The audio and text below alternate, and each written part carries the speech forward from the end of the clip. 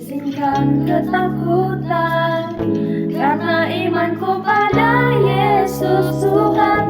Tak ada alasan tawar hati, karena Yesus ada di sini. Ku percaya firman Tuhan sanggup menghidupkan dan berikan sukacita dalam Tuhan, melimpah, melimpah kekuatan dari Tuhan tercurah atas kita.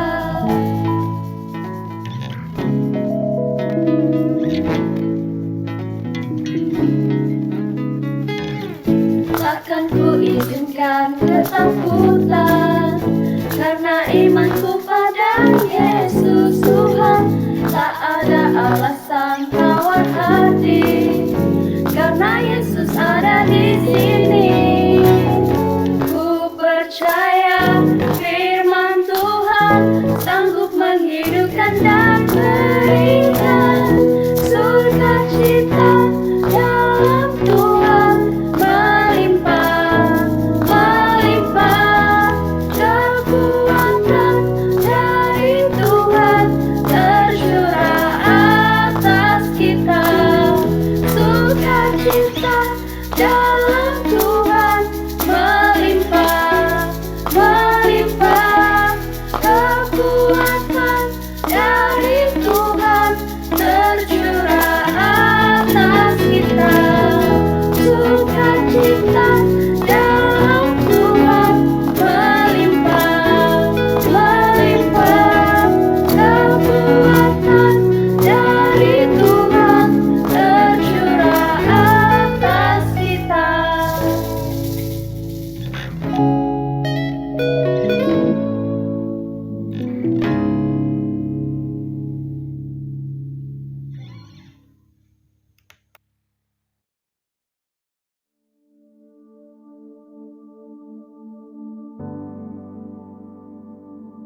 Shalom jemaat Tuhan yang saya kasihi di dalam Kristus Yesus. Kita bersyukur karena Tuhan kita Yesus Kristus Tuhan yang baik. Walau apapun yang berlaku dalam hidup kita, Yesus tetap Tuhan yang baik. Amin. Mari sebelum kita mendengarkan kebenaran firman Tuhan, kita dahulukan dengan ucapan syukur. Terima kasih kita kepada Tuhan kita Yesus Kristus. Mari saya mengajak semua jemaat dan semua orang yang percaya yang mendengarkan channel ibadah online ini, mari kita tunduk kepala dan kita mau berdoa kepada Tuhan kita Yesus Kristus. Mari kita berdoa. Bapa kami yang ada dalam kerajaan sorga, Tuhan kami Yesus Kristus, Engkau Tuhan yang baik. Kami bersyukur kesempatan yang indah, kesempatan yang baik, di mana pada pagi hari ini kami dapat mengadakan ibadah online. Dan lebih daripada itu Tuhan, kami bersyukur dapat berkesempatan mendengarkan sabda kebenaran firman Allah. Biarlah Engkau sendiri berbicara lewat lidah hamba-Mu ini Tuhan. Urapi hamba-Mu ini Tuhan dengan kuat kuasa Roh Kudus-Mu. Dan Engkau memberkati telinga rohani dan hati kami semua yang mendengarkan kebenaran firman Tuhan ini. Biarlah nama Tuhan Yesus saja yang ditinggikan dan diagungkan di tengah-tengah pernyataan kebenaran firman. Berbicaralah Engkau lewat lidah hamba-Mu ini Tuhan. Berkati kami semua yang mendengarkannya. Tutup bungkus kami dengan kuasa darah-Mu Tuhan Yesus. Damai sejahtera Allah menyertai dan menguasai dalam hati kami semua. Terima kasih Bapa di surga, terpujilah nama-Mu. Di dalam nama Tuhan Yesus kami berdoa, kami bersyukur. Amin. Amin. Puji Tuhan. Mari pada saat ini kita melihat di dalam Alkitab kita, ya, di dalam Alkitab kita, yaitu di dalam 1 Petrus pasal yang kelima, ayat yang pertama hingga ayat yang ke-11. Kita melihat Alkitab kita di dalam 1 Petrus pasal yang kelima, ya.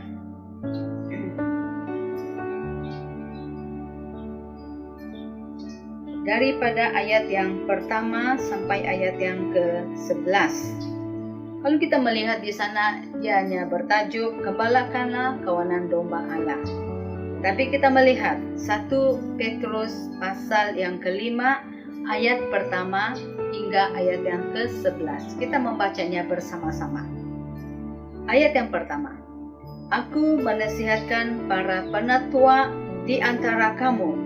Aku sebagai teman penatua dan saksi penderitaan Kristus yang juga akan mendapat bahagian dalam kemuliaan yang akan dinyatakan kelak. Gembalakanlah kawanan domba Allah yang ada padamu, jangan dengan paksa, tetapi dengan sukarela, sesuai dengan kehendak Allah, dan jangan kerana kamu mencari keuntungan, tetapi dengan pengabdian diri. Janganlah kamu berbuat seolah-olah kamu mau memerintah atas mereka yang dipercayakan kepadamu, tetapi hendaklah kamu menjadi teladan bagi kawanan domba itu. Maka kamu, apabila Gembala Agung datang, kamu akan menerima mahkota kemuliaan yang tidak dapat layu. Ayat kelima. Demikianlah juga kamu, hai orang-orang muda, tunduklah kepada orang-orang yang tua, dan kamu semua rendahkanlah dirimu seorang terhadap yang lain, sebab Allah menentang orang yang congkak, tetapi mengasihani orang yang rendah hati. Ya, karena itu rendahkanlah dirimu di bawah tangan Tuhan yang kuat, supaya kamu ditinggikannya pada waktunya. Ayat ke-7. Serahkanlah segala kekhawatiranmu kepadanya, sebab Ia yang memelihara kamu. Ayat ke-8. Sedarlah dan berjaga-jagalah. Lawanmu si iblis berjalan keliling sama seperti singa yang mengaum-ngaum dan mencari orang yang dapat ditelannya. Lawanlah dia dengan iman yang teguh, sebab kamu tahu bahwa semua saudaramu di seluruh dunia menanggung penderitaan yang sama. Ayat ke-10. Dan Allah, sumber segala kasih karunia, yang telah memanggil kamu dalam Kristus kepada kemuliaan-Nya yang kekal, akan melengkapi, meneguhkan, menguatkan, dan mengokohkan kamu sesudah kamu menderita seketika lamanya. Ayat terakhir, ayat 11. Ialah yang mempunyai kuasa sampai selama-lamanya. Amin. Amin. Puji Tuhan, firman Tuhan ini sangat baik ya. Kita melihat apa yang ditulis oleh Rasul Petrus di dalam teks firman Tuhan ini. Di dalam firman Tuhan ini, dalam konteks firman Tuhan ini ada beberapa perkara yang sangat penting yang perlu kita perhatikan dengan saksama. Kita perhatikan dengan baik. Dan firman Tuhan pada pagi hari ini adalah bertema sedarlah dan berjaga-jagalah. Sedarlah dan berjaga-jagalah. Inilah tema kita ya. Nah, dalam pasal kelima tadi, 1 Petrus pasal 5 ayat 1 hingga 4. Rasul Petrus menulis surat ini khusus buat para pekerja Tuhan, yaitu penatua atau penilik, atau para pendeta, atau para gembala, atau juga kepada pemimpin-pemimpin rohani yang melayani ya. Ini karena Petrus adalah salah seorang saksi penderitaan Kristus, dan semua yang Petrus alami bukan sekadar teori, tapi dia mengalami secara nyata bersama dengan Tuhan Yesus. Ini adalah suatu pengalaman yang nyata ya, selama dia hidup bersama-sama dengan Tuhan Yesus dan mengalami penderitaan, oleh imannya kepada Yesus, Petrus mengalami penderitaan, ya. Sebab itu, Rasul Paulus bukan hanya sebagai seorang yang beriman kepada Tuhan Yesus, tetapi dia juga merupakan seorang hamba Tuhan yang menderita demi umat Allah, demi jemaat yang dia layani dan muridkan. Karena nama Yesus, dia mengalami penderitaan. Sebab itu, dalam konteks ini, kita melihat bagaimana Rasul Petrus dengan tegas memberikan nasihat, memberikan teguran dan peringatan, juga dorongan, ya, kepada para penatua, juga kepada para pemimpin rohani, juga kepada jemaat Allah. Kita melihat apakah yang diberikan nasihat, teguran dan peringatan daripada Rasul Petrus ini. Yang pertama, dia mengatakan, gembalakanlah kawanan domba Allah. Gembalakanlah kawanan domba Allah. Ini dilihat dalam ayat yang kedua hingga ayat yang keempat. Dikatakan di sini, ya, ayat yang kedua hingga yang keempat. Gembalakanlah kawanan domba Allah yang ada padamu, pada kamu. Jangan dengan paksa, dia katakan, tetapi dengan sukarela, sesuai dengan kehendak Allah. Dan jangan karena kamu mencari keuntungan, tetapi dengan pengabdian diri kita kepada Tuhan Yesus Kristus. Ya, sebab itu Petrus menasihatkan para penatua, pemimpin rohani maupun kepala rumah tangga. Sebenarnya, ya, dikatakan di sini para pendeta atau pastor juga. Jadi, untuk mengembalakan kawanan domba Allah, jemaat Allah atau ahli keluarga kita, yaitu mereka ini adalah milik Allah sendiri.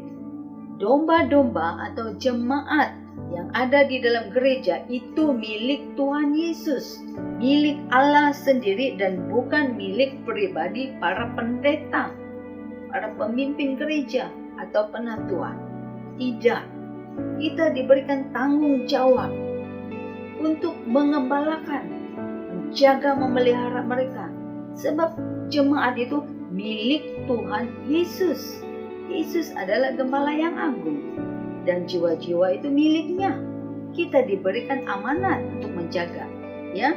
Sebab itu dikatakan di sini, mengembalakan yaitu bertanggung jawab untuk memelihara, untuk mendisiplin, untuk merawat jika ada yang terluka, untuk memberikan makanan firman Allah, dan melindungi jemaat Allah yang ada padamu, kata firman Tuhan ini. Sebab itu dia mengatakan bukan kita melukai mereka atau menghina jemaat atau keluarga kita. Dan setiap yang diangkat sebagai kepala atau ketua bertanggung jawab memelihara, merawat, menjaga, bukan melukai ataupun menghina mereka. Nah, Rasul Petrus memakai konsep mengembalakan. Ini seperti yang ada di dalam kitab Mazmur 23, ya. Dia memakai konsep ini, Mazmur 23. Di sana dikatakan, Tuhan adalah gembalaku yang baik. Tuhan adalah gembalaku yang baik. Tuhan sebagai penjaga. Tuhan sebagai pemelihara, pelindung dan mencukupi, merawat. Jadi setiap penatua, penilik, para gembala atau pastor, pemimpin rohani, bahkan ketua rumah tangga bertanggung jawab melindungi, memelihara, merawat orang-orang yang ada di bawah kita, bukan melukai, bukan menghina, dan bukan membuang, menolak. Ya, inilah konsep mengembalakan, konsep memelihara, menjaga, seperti Tuhan itu menjaga kita dengan baik. Kitab Yeskiel pasal 34. Kitab Yeskiel pasal 34 ayat 11 dan ayat 16 juga mengatakan, ya. Di sana ada katakan, sesungguhnya kata Allah, aku sendiri akan memperhatikan domba-dombaku dan akan mencarinya. Allah berfirman, aku sendiri, dia katakan, akan memperhatikan, akan menjaga domba-dombaku dan akan mencari mereka, kata firman Tuhan. Dan Yeskiel pasal 34 ayat 16. Di sana Tuhan berfirman, yang hilang akan ku cari, yang tersesat akan ku bawa pulang, yang luka akan ku balut, yang sakit akan ku kuatkan. Tuhan itu baik, sebab Yesus Kristus adalah Gembala yang agung. Jadi kita mencontohi, dia memberikan teladan yang baik bagi kita. Sebab itu dia katakan, yang hilang akan ku cari, yang tersesat maksud dia, yang jauh dari hadirat Allah. Bukan orang yang beribadah lain tempat dengan di sana dia beli bertumbuh, kemudian kita cari dia, bukan.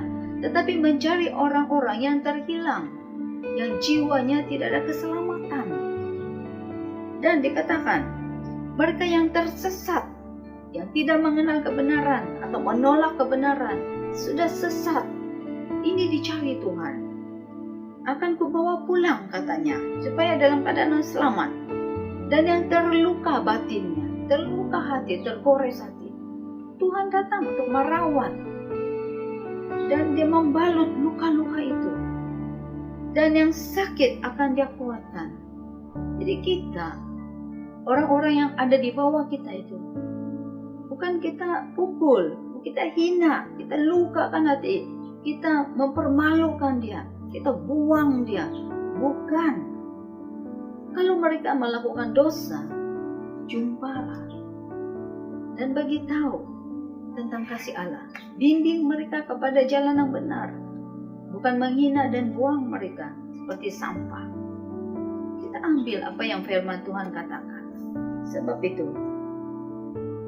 dikatakan di sini juga, sama juga seperti di dalam sebuah keluarga, ya. Para bapak-bapak telah diberikan satu amanat sebagai tanggung jawab ketua keluarga dalam setiap rumah tangga. Sebab itu, setiap bapak-bapak berkewajiban, bertanggung jawab untuk menjaga, memelihara, melawat, melindungi istri dan anak-anak mereka. Bukan melukai, bukan menghina mereka, bukan membuang mereka. Merawat, mendidik para pemimpin rohani, pendeta, gembala, penetua, bapak-bapak harus menjadi teladan yang baik bagi orang-orang yang di bawah. Demikian juga setiap para majikan, orang-orang yang bekerja. Mungkin saudara bekerja di dalam sebuah syarikat ataupun dalam jabatan kerajaan dan sebagainya, ataupun dalam satu bisnis. Di bawah ada orang-orang yang bekerja, yang membantu. Jadikanlah diri saudara itu satu teladan bagi orang yang di bawah itu, ya, menjadi teladan yang baik, melindungi, merawat, menjaga. Jadi yang dikatakan di sini, kawanan domba Allah yang ada pada kamu, padamu, kata firman Tuhan, harus dijaga dengan baik.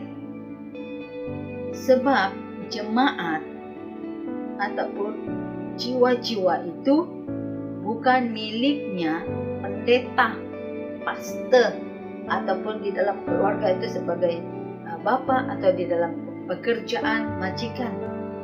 Jiwa-jiwa itu, domba-domba itu, orang-orang yang di bawah itu adalah milik Tuhan Yesus. Jadi mereka yang ada di pihak atasan bertanggung jawab memelihara, menjaga, merawat, mengasihi, membalut luka-luka mereka, bukan menghina mereka. dikatakan mereka itu kepunyaan Allah yang dipercayakan kepada para penetua, kepada para gembala, kepada para pemimpin-pemimpin rohani, kepada majikan-majikan, juga kepada bapak-bapak. Dipercayakan oleh Tuhan pada mereka ini supaya yang dibawa itu dijaga dengan baik. Jangan rosakkan mereka melalui attitude, karakter saudara yang tidak menjadi teladan. Ya. Sebab itu, setiap domba-domba itu adalah digembalakan dan harus bertanggung jawab kepada Allah, sebab Allah adalah pemilik mutlak setiap domba-domba, pekerja dan keluarga. Bukan milik kita, milik Allah sendiri.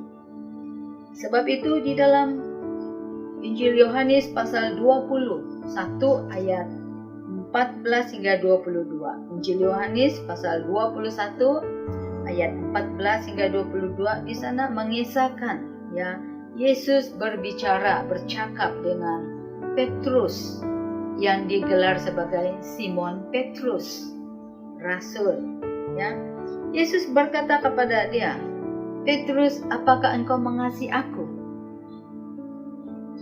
Kedua kali Yesus bertanya, "Petrus, apakah engkau mengasihi aku?" Dan ketiga kali, "Petrus, apakah engkau mengasihi aku?" Dan Petrus juga menjawab, "Ya, aku mengasihi engkau." Dan 3 kali Yesus berkata, "Kalau engkau mengasihi aku, gembalakanlah domba-dombaku." Engkau mengasihi aku, kata Yesus kepada Petrus, gembalakanlah domba-dombaku. Dan ketiga kali juga dia berkata, gembalakanlah domba-dombaku. Yesus berkata, domba-domba itu milik Yesus, bukan milik engkau. Walaupun engkau mempunyai jawatan, tetapi engkau dipercayakan untuk menjaga, merawat domba-domba miliknya Tuhan Yesus, mutlak milik Tuhan, bukan milik para pendeta. Jadi tanggung jawab setiap para penetua, penilik, gembala atau pastor atau pemimpin-pemimpin rohani, bahkan bapak-bapak di dalam keluarga, tanggung jawab yang diberikan di pundak saudara. Lakukan itu penuh tanggung jawab, penuh kasih, dan melakukan itu seperti apa yang Tuhan kehendaki, bukan seperti apa yang kita mau. Ya, juga dikatakan di dalam ayat yang kedua dan ketiga, para penetua pendeta harus sadar setiap pelayanan Tuhan, apapun yang diberikan tanggung jawab, lakukan itu dengan segenap hati kita. Sebab itulah yang dikatakan, gembalakan domba dengan sukarela, ayat 2, sesuai dengan kehendak Allah, bukan mencari keuntungan, tetapi pengabdian diri, bukan karena terpaksa. Jangan melakukan tanggung jawab terpaksa, tetapi suka dan rela untuk pengabdian kepada Tuhan Yesus. Saudara, kita perlu menjaga 2 perkara dosa yang sangat bahaya ini. Apabila seseorang itu diangkat sebagai penetua di dalam gereja, atau penilik, atau sebagai pendeta, atau pastor, atau sebagai pemimpin rohani di dalam sebuah gereja, bahkan sebagai majikan, ketua majikan, dan juga sebagai ketua rumah tangga, keluarga. 2 dosa besar ini perlu diambil perhatian. Yang pertama, keinginan akan uang. Keinginan akan uang atau duit. Nafsu untuk mendapatkan duit atau uang. Standar di dalam perjanjian baru di Alkitab Mereka yang melayani dan melakukan pekerjaan Tuhan ialah memperolehi sokongan yang memadai dari jemaat, dari gereja, dan merasa cukuplah dengan persediaan yang perlu bagi dirinya dan bagi keluarga yang melayani itu. Jangan seorang hamba Tuhan memperkayakan dirinya sendiri dari pekerjaan Tuhan. Jangan mengambil dari pekerjaan Tuhan untuk membuatkan dirinya sendiri kaya, karena mereka telah membuka diri mereka, mendedahkan diri mereka untuk melakukan dosa keserakahan. Ini pintu bagi iblis, dosa serakah yang tamak, kompromi, dan pencurian demi untuk memperolehi uang. Kalau sudah diberikan tanggung jawab pihak yang atas, sudah kita kena berjaga. Apabila kita membuka satu diri kita didedahkan kepada keinginan untuk mendapatkan duit, uang banyak, saudara, jangan memperkayakan diri kita melalui keuangan daripada pekerjaan Tuhan. Inilah pintu saluran iblis membuka diri sendiri untuk melakukan dosa serakah, kompromi, mencuri demi mendapatkan uang. Nah, mereka mulai mengurangi tuntutan firman Tuhan, standar yang benar dan prinsip pekerjaan Allah, karena mata atau hati mereka dan pikiran mereka sudah dikuasai untuk lebih banyak memperoleh uang. Kita kena hati-hati. Yang kedua, dosa yang kedua, yang bahaya yang harus diperhatikan, yaitu keinginan untuk berkuasa, keinginan untuk mempunyai kuasa.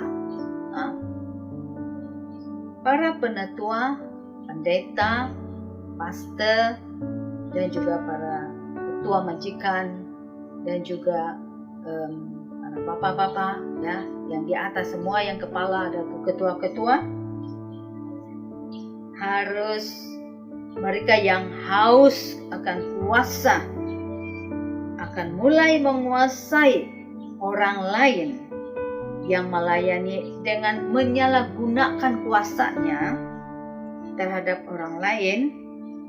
Seharusnya seorang penatua, pendeta atau pastor, majikan menjadi teladan dalam pengabdian diri kita kepada Tuhan Yesus, dan jangan menyalahgunakan kuasa ini untuk memperoleh keuntungan melalui orang-orang di bawah, yaitu domba-domba Allah. Inilah yang dikatakan dalam firman Tuhan dalam ayat yang kedua, jangan karena kamu mencari keuntungan, tetapi dengan pengabdian diri. Ini jangan mencari keuntungan dari orang lain, sebab domba-domba juga mereka ada keperluan yang lain. Jadi jangan menggunakan kuasa untuk mendapatkannya. Sebab itu dua dosa ini harus dihindari, yaitu keinginan uang, terus pikirannya mencari duit dan duit. Kedua, keinginan untuk berkuasa dan menguasai orang lain. Nah, para penatua, pendeta, pastor, majikan, bapak-bapak sewajarnya melayani dalam keadaan yang kerendahan hati, dalam ketabahan, dalam kebenaran firman Tuhan, ketekunan dalam doa, dan di dalam kasih akan firman Tuhan. Jadi haruslah melakukan ini dengan rendah hati dalam takut akan Tuhan. Tidak ada berkepentingan diri. Rasul Petrus melanjutkan dalam mengembalakan kawanan domba Allah. Dia katakan tidak terpaksa, tetapi sukarela sesuai dengan kehendak Tuhan, yaitu suka dan rela. Dia suka dan dia rela, tidak dipaksa-paksa. bukan ikut mood, ya, ikut keadaan dirinya untuk melayani dan melayani keluarga juga, bekerja juga, ya. Sebab itu dalam mendidik anak-anak pun bukan ikut mood. Mood bagus, dia didik anaknya di dalam kebenaran firman Tuhan. Mood tidak baik, dia biarkan. Disiplin rohani itu tetap ada. Sebab itu, orang-orang yang melayani, bekerja yang berdasarkan mengikut moodnya atau ganjaran, orang ini pasti lambat laun cepat putus asa dan dia akan berhenti melayani atau berhenti bekerja. Dia tidak akan dapat bertahan, ya. Demikian juga di dalam keluarga, apabila diberikan tanggung jawab untuk menjaga merawat keluarga, kalau mengikut mood, pasti keluarga itu akan akhirnya rosak karena tidak dijaga, tidak dipelihara dengan baik. Nah, para pendeta, penatua, pemimpin keluarga juga kita melakukan semua pelayanan ataupun tanggung jawab dan tugas bukan mencari keuntungan diri sendiri, karena melayani adalah memberi, ya, dan mengorbankan apa yang kita punya, pengorbanan. Jadi seorang pelayan tidak menghitung, mengira-ngira, terlalu berkira apa yang sudah dia serahkan bagi waktu, tenaga, keuangannya pada gereja, pada keluarga, ya. Sepatutnya dia menghitung apa lagi yang masih kurang yang perlu saya bantu, apa lagi yang masih belum cukup yang perlu saya tambah dan tolong. Tidak yang mengira, ya. Seterusnya, pemimpin duniawi memerintah seseorang untuk melakukan sesuatu. Kau buat ini, kau buat ini, kau buat itu. Dia mengarahkan, buat ini, buat itu. Ini cara duniawi. Sedangkan seorang pemimpin yang rohani, yang takut akan Tuhan, dia menunjukkan teladan kepada orang lain bagaimana melakukan sesuatu pekerjaan dan tanggung jawab dengan melakukan di depan orang lain. Orang lain melihat. Tunjukkan bagaimana melakukan, sama-sama melakukan. Bukan dengan mulut, mengarahkan arah. Kita bekerja di dalam teamwork, bekerja sama. Sama-sama bekerja, sama-sama berpeluh bekerja sama, ya. Sebab itu, apabila Gembala Agung datang nanti, yaitu Tuhan Yesus, dikatakan di sini, kamu akan menerima mahkota kemuliaannya masing-masing. Ada upahnya apabila kita setia melakukan firman Tuhan di dalam kehidupan kita, ya, dengan sukarela, jangan terpaksa. Nah, perkara yang kedua yang perlu kita pelajari, apa yang ditulis oleh Rasul Paulus di dalam konteks firman Tuhan ini adalah rendahkanlah dirimu seorang terhadap yang lain.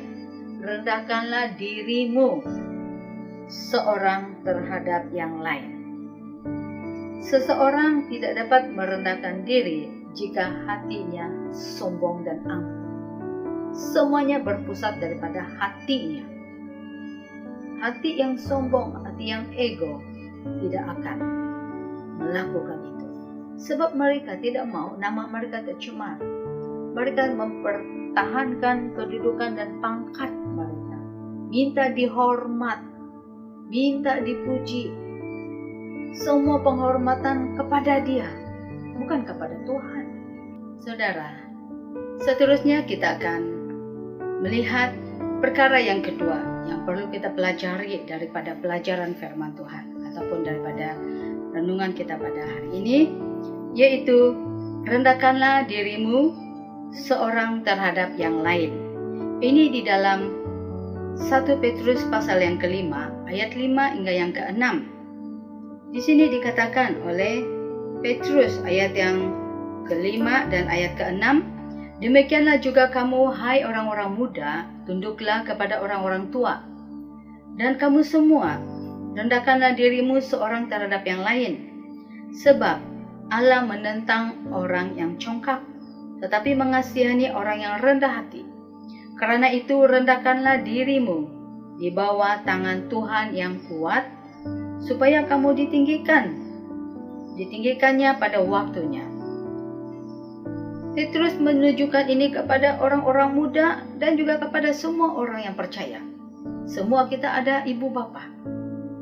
Malah ada orang yang lebih tua dari kita atau majikan dan sebagainya. Dikatakan di sini, tunduklah kepada orang tua, orang-orang muda, anak-anak. Hormati dan tunduklah kepada ibu bapamu. Jangan memberontak, jangan melawan. Ya, demikian juga semua kamu rendah diri seorang terhadap yang lain. Orang yang tidak dapat merendahkan diri, masalah hati. Dia ada keangkuhan dalam hatinya, karena segala sesuatu dalam kehidupan adalah berpusat daripada hati. Sebab itu dikatakan di sini Allah menentang orang yang congkak, orang yang sombong, orang yang egois, menganggap diri dia selalu betul, pandai, melihat orang lain itu bodoh, tidak pandai. Dan orang ini ada masalah dalam hatinya. Tetapi Tuhan berkata dia mengasihi orang yang rendah hati. Orang rendah hati pasti dia dapat merendahkan dirinya di hadapan orang tanpa dibuat-buat. Ya, sama ada juga ibu bapak kita masih hidup ataupun yang sudah meninggal. Saya berkata, hormatilah setiap ibu dan bapak kita, siapapun mereka, kasihi mereka. Sebab itu dalam firman Tuhan ini, Yesus berkata di dalam Injil Matius pasal 11 ayat 29. Injil Matius pasal 11 ayat 29. Yesus berkata, "Pikulah kuk yang kupasang dan belajarlah daripadaku, karena aku lemah lembut dan rendah hati, dan jiwamu mendapat ketenangan." Sebab itu kita datang kepada Tuhan Yesus, serahkan hidup kita kepada Dia. Dikatakan di sini, aku rendah hati. Yesus memberikan teladan yang baik buat kita, dan kita datang kepada Dia mendapatkan ketenangan. Ya, sebab itu juga dikatakan di sini di dalam Filipi pasal yang kedua, Filipi pasal kedua ayat kedua hingga ayat keempat. Filipi pasal 2 ayat 2 hingga 4. Hendaklah kamu sehati sepikir dalam satu kasih, satu jiwa, satu tujuan. Kita lihat ayat yang ketiga. Dengan tidak mencari kepentingan diri sendiri atau puji-pujian yang sia-sia. Manusia suka dipuji, suka dihormat. Ya, inilah egois, kesombongan. Kalau tidak ditegur, tidak dipuji, tidak dihormat, wah marah. Ini kesombongan, masalah hati ini. Sebaliknya dikatakan hendaklah dengan rendah hati, yang seorang menganggap yang lain lebih utama daripada dirinya sendiri. Orang egois yang memiliki masalah hati, dia tidak boleh menganggap orang lain rendah. Dia mesti jadi bos, dia hormat, kalau boleh disembah lagi, ya. Dan janganlah tiap-tiap orang hanya memperhatikan kepentingan dirinya sendiri, tetapi kepentingan orang lain. Jangan pikir perut sendiri. Jangan pikir keperluan. Oh, semua keuntungan bagi kepada saya, semua kasih. Saudara, pikir juga keperluan orang lain yang benar-benar memerlukan, khususnya ahli keluarga kita dan jemaat Allah. Ya, sebab itu Petrus turut memberikan nasihat, peringatan, teguran kepada orang muda dan setiap orang percaya. Tunduklah atau hormatlah kepada ibu bapa, tunduk. Tapi ingat, dalam soal ketundukan yang dikatakan di sini adalah prinsip, menurut prinsip kebenaran Alkitab, ketundukan. Jika yang memberikan perintah itu adalah senior ataupun orang yang di atas kita, yang diberikan perintah itu bersesuaian dan tidak berlawanan dengan firman Allah, kita perlu dan harus taat. Namun, jika perintah itu bertentangan dan berlawanan dengan firman Allah, kita harus menolak, namun tetap menghormati orang itu. Apa yang dia ajar tidak betul, apa yang dia sarankan, apa yang dia perintahkan itu bertentangan dengan firman Allah. Mungkin penipuan, curangan dan sebagainya. Kita tidak kompromi. tolak. Tapi orang itu kita menghormati, kita tidak membenci dia. Doakan supaya orang itu bertobat, jangan asik menipu saja. Sebab itu, anak-anak muda jangan memberontak kepada ibu bapak, siapapun ibu, siapapun bapak kita. Jangan memberontak melawan. Ada akibat yang buruk pada orang-orang yang memberontak, apalagi menghina mama dan bapaknya. Bahaya itu, saudara. Nah, menghormati itu wajib, mentaati. Tetapi dalam soal mentaati, yang salah perlu ditolak, bukan ditelan bulat-bulat ya. Dan yang bertentangan, berlawanan dengan firman Allah, tolak itu. Jangan kompromi kepada penipuan untuk kepentingan orang itu. Tetapi diri orang itu kita menghormati dia, ya. Dan dikatakan di sini, kerendahan hati adalah ciri semua orang percaya. Ciri-ciri orang percaya adalah rendah hati. Kalau dia sudah mulai cakap besar, masalah di hati dia. Kalau masalah di hati dia, masalah dia dengan hubungan dia dengan Tuhan, pasti orang ini yang tidak sungguh-sungguh di dalam Tuhan. Ya, menganggap diri dia sebagai Tuhan sudah. Lebih pandai lagi ya. Jadi perlu pertobatan, berlutut di kaki Yesus, minta pengampunan, minta pemulihan, penyucian. Orang yang rendah hati, dia tidak perlu cakap banyak. Ya, mengarah dan mengarah. Sebab itu dikatakan di sini, orang yang ada keangkuhan masalah hatinya, dia suka dilayan sebagai bos, suka dihormat, suka dipuji-puji, dan ditakuti orang. Bahaya. Walaupun saudara itu adalah ketua majikan, ketua rumah tangga, pendeta, penatua, penilik, ketua, pemimpin rohani, bersikap dan hidup dalam rendah hati. Jangan gila dihormat, gila dipuji. Kalau tidak dihormat, marah. Gila dipuji, gila kuasa. Ya. Dan orang melihat bukan orang hormat, takut. Jangan, saudara. Bukan ini kehendak Tuhan. Ayat yang ke-7, serahkan segala kekhawatiranmu kepadanya, maka ia akan memelihara kamu. Sebab itu segala kekhawatiran kita serahkan kepada Tuhan. Jangan selesaikan sendiri-sendiri. Libatkan Tuhan dalam segala aspek dalam kehidupan kita. Ketidakmampuan, ketidaksanggupan kita. Libatkan Tuhan. Berdoa minta pertolongan daripada Tuhan. Libatkan Tuhan. Bukan hanya pada waktu saudara ada masalah, ada sakit, ada beban, baru cari Tuhan. Waktu dalam keadaan yang baik, di mana Tuhan kita letak. Sebab itu Petrus berkata di sini, siapapun kita harus menghormati orang tua, dan kemudian dikatakan serahkan segala kekhawatiranmu kepada Tuhan. Jangan kita menganggap diri kita lebih pandai, ya. Andalkan Tuhan. Dan dikatakan di sini tentang serahkan kekhawatiran ini juga diambil dalam Mazmur 55 ayat 23. Kitab Mazmur 55 ayat 23 berkata, serahkanlah khawatirmu kepada Tuhan, maka ia akan memelihara engkau. Tidak untuk selama-lamanya dibiarkannya orang benar itu goyah. Serahkan kekhawatiran, kebimbangan kita, ketakutan kita kepada Tuhan. Tidak selama-lamanya Tuhan membiarkan kita dibelenggu oleh kekhawatiran, ketakutan, dan kebimbangan. Datang kepada Tuhan Yesus. Amen. Sebab itu Yesus berkata dalam Injil Lukas pasal 12 ayat 22, Lukas 12:22, janganlah khawatir akan hidupmu, akan apa yang hendak kamu makan, dan jangan khawatir pula akan tubuhmu, akan apa yang hendak kamu pakai. Manusia sekarang terlalu bimbang, mau makan apa, nanti mati, mau pakai apa, pakaian apa, semua dibimbangkan. Dikatakan di sini apa? Jangan khawatir, apa yang kamu mau semua tuh.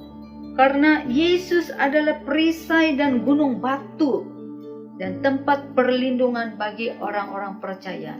Tidak sanggupkah Yesus menolong kita? percaya dan datang kepada Tuhan Yesus. Amin. Bab yang ketiga, yang penting sekali, inilah tema kita. Sedarlah dan berjaga-jagalah. Sedarlah dan berjaga-jagalah. Ini ayat 8 dan 9. Dikatakan di sini ayat 8 dan 9. Nah, 1 Petrus pasal 5 ayat 8 dan 9. Sedarlah dan berjaga-jagalah. Karena apa? Karena lawanmu si iblis berjalan keliling, meronda, sama seperti singa yang mengaum-ngaum, lapar, dan mencari orang yang dapat ditelannya, dipaham-pahamnya, diterkamnya. Kemudian apa dikatakan? Lawan iblis, lawan dia dengan iman yang teguh, bukan yang goyah ketakutan. Sebab kamu tahu, dikatakan, bahwa semua saudaramu di seluruh dunia menanggung penderitaan yang sama. Bukan kita sendiri saja ada masalah. Seluruh dunia orang percaya mengalami masalah yang sama, yang lebih berat lagi. Sebab itu dikatakan di sini, sedarlah dan berjaga-jagalah, lawanmu si iblis berjalan keliling sama seperti singa yang mengaum-ngaum mencari orang yang dapat ditelan. Petrus memberikan peringatan kepada setiap orang percaya, penatua, pendeta, keluarga, jemaat dan sebagainya, pemimpin, supaya sadar, bangun daripada kenyamanan, keasyikan kita selama ini. Apa yang kita sibuk selama ini? Tentang diri sendiri, tentang daging. Mau dipuaskan daging dan terus menerus. Tapi dia katakan, bangun, sedarkan dirimu, bangkit dari mimpi-mimpimu yang indah itu. Karena apa? Karena iblis sedang lapar mencari mangsa yang boleh ditelan, yang boleh diterkam. Nah, dia mencari mangsa yang boleh dicengkeram, diikat dan dirantainya. Sebab itu dikatakan di sini dalam Filipi pasal 4 ayat 8. Akhirnya saudara-saudara, semua yang benar, semua yang mulia, semua yang adil, semua yang suci, semua yang manis, semua yang sedap didengar, semua yang disebut kebajikan, patut dipuji. Pikirkan semua itu, pikir yang baik, bukan yang kotor, yang najis, yang jahat. Ya, mari kita belajar untuk melatih diri kita untuk waspada, berjaga-jaga dari perangkap, godaan, pengaruh, pedaya daripada iblis. Dia menggunakan panca indera kita, menggunakan mata kita melihat, mendengar sesuatu yang jahat. Ini adalah perangkap-perangkapnya. Kita akan latih diri kita untuk berwaspada, bangun, sadarkan diri kita. Iblis boleh memakai siapa juga, apapun juga, untuk menggoda, memperdaya, mempengaruhi, dan berangkap orang-orang percaya untuk masuk di dalam dosa dan dibelenggu, dirantai. Ya, sebab itu tidak ada seorang pun yang kebal terhadap dosa. Kita ingat itu.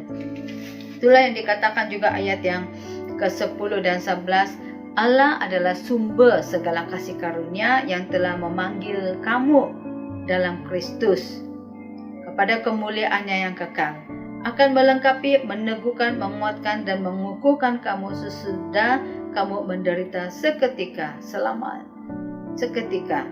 Dan dikatakan seketika lamanya. Ialah yang mempunyai kuasa selamanya. Yesus yang mempunyai kuasa selamanya. Amin. Kita mempunyai Tuhan yang baik. Yesus memberikan kita,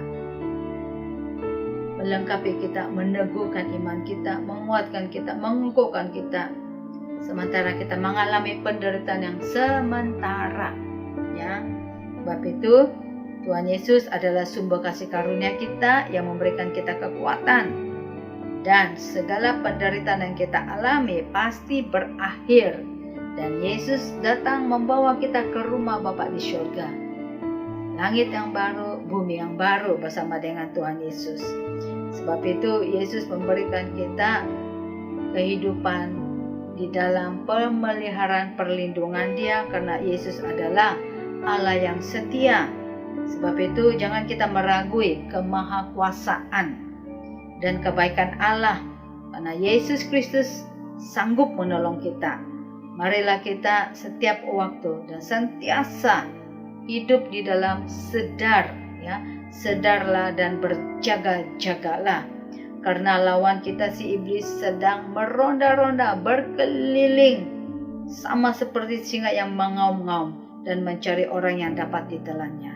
Saudara, ayo bangkit, sedarlah, jangan cuai, jangan lalai ya. Isikan hati dan pikiran kita dengan firman Allah, dengan segala ucapan syukur kita kepada Tuhan Yesus. Tuhan Yesus menjaga memelihara kita semua. Amen. Tuhan itu baik bagi kita yang percaya kepada Dia. Mari pada saat ini kita mengucap syukur kepada Tuhan Yesus buat firman-Nya, dan juga kita berdoa bersama-sama. Kita tunduk kepala dan kita mau bersyukur ya. Mari kita berdoa. Bapa di syurga, di dalam nama Tuhan Yesus kami bersyukur Tuhan karena Engkau Allah yang baik dalam hidup kami. Kami serahkan firman ini ke dalam tangan-Mu. Firman ini biarlah disimpan, ditanam dalam hati kami yang paling subur dan berakar, berbuah bagi kerajaan-Mu. Buatkan hidup kami berguna bagi kerajaan-Mu Tuhan. Hidup kami bercahaya bagi orang lain. Penuh kasih, panjang sabar Tuhan. Dan hidup takut akan Tuhan ada di hidup kami. Tolong kami Roh Kudus Yesus supaya hidup kami senantiasa kami sedar dan berjaga-jaga. Sebab musuh kami iblis sedang meronda berkeliling mencari mangsa yang dapat ditelannya. Bapa di syurga, hamba berdoa setiap jemaat GLC, setiap keluarga, tutup bungkus kami dengan kuasa darah Yesus Kristus. Dimanapun kami berada, di sana kasih Tuhan menyertai kami, melindungi umat-Mu Tuhan. Terima kasih Bapa di syurga, segala pujian, hormat, kemuliaan hanya bagi nama-Mu Tuhan Yesus. Terima kasih Bapa, terpuji nama-Mu, di dalam nama Tuhan Yesus kami berdoa, kami bersyukur. Amin. Puji Tuhan, Tuhan Yesus memberkati kita semua. Mari kita tetap bersyukur kepada Tuhan Yesus. Amin. Shalom.